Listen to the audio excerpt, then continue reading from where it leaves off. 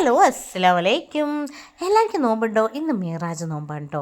അത് കഴിഞ്ഞ് ബറാത്ത്, പിന്നെ നമ്മുടെ മെയിൻ നാൾ റമദാൻ എത്താറായി. അപ്പോൾ ഇന്ന് ബീഫ് കൊണ്ടൊരു നല്ല അടിപൊളി ഒരു ഐറ്റം ഉണ്ടാക്കിയാലോ.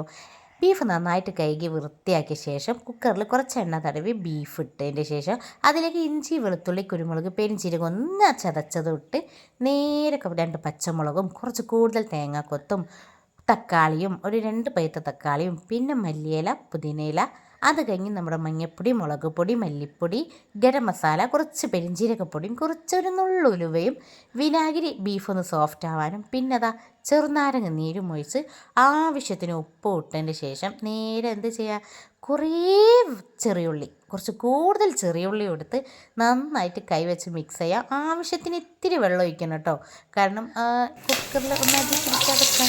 അതൊക്കെ ഒന്ന് വെന്ത് സെറ്റായതിന് ശേഷം ഒരു പാന് വെച്ച് ഞാൻ ഉരുളിയാണ് എടുത്ത് കുറച്ച് കട്ടിയുള്ള പാത്രം. ഇത് ഇരുമ്പിൻ്റെ ചീനച്ചട്ടിയിലാണ് ഏറ്റവും ബെറ്റർ, കാരണം നമ്മുടെ കറുത്ത ബീഫ് എന്നൊക്കെ പറയില്ലേ അതുപോലെ ആവട്ടോ. ഇവിടെ അതില്ലാത്തത് കൊണ്ടും സാഹചര്യം എന്നെ ഉരുളി എടുക്കാനാണ് പ്രേരിപ്പിച്ചത്. അതുകൊണ്ട് പിന്നെ ഉരുളിയിലേക്ക് എണ്ണ ഒഴിച്ച് കുറേ കരിവേപ്പില ഇട്ട് കൊടുത്ത് നേരെ നമ്മൾ വേവിച്ച് വെച്ച ബീഫ് ഇട്ട് കൊടുത്ത് അങ്ങോട്ട് തീ വളരെ സ്ലോ ആക്കി അങ്ങോട്ട് കുക്ക് ചെയ്യുക. എൻ്റെ പൊന്നെ നല്ല അടിപൊളി മണം കേട്ടോ. പിന്നെ കുറച്ച് നന്നായിട്ടൊന്ന് വറ്റി വരുമ്പോൾ കുറച്ച് കൂടുതൽ കുരുമുളക് പൊടി, പിന്നെ കുട്ടികളുണ്ടായത് കൊണ്ട് ഇങ്ങനെ ഓവറാക്കാൻ നിന്നില്ല, എന്നാലും ആവശ്യത്തിന് കൂടുതൽ കുരുമുളകൊക്കെ പൊടി ഇട്ടതാ ഇങ്ങനെ വരും കേട്ടോ. ഇതിൻ്റെ ഉപ്പോ രുചിയോ പുളിയോ എരിവോ ഒന്നും നോക്കാൻ കഴിയില്ല, കാരണം നോമ്പാണ്. അപ്പോൾ എന്തായാലും നോമ്പ് തുറക്കുമ്പോൾ നോക്കുക. അപ്പോൾ എല്ലാവരും ഒന്ന് ട്രൈ ചെയ്യണേ. അപ്പോൾ അടുത്ത വീഡിയോ കാണാം. Tata bye bye, see U.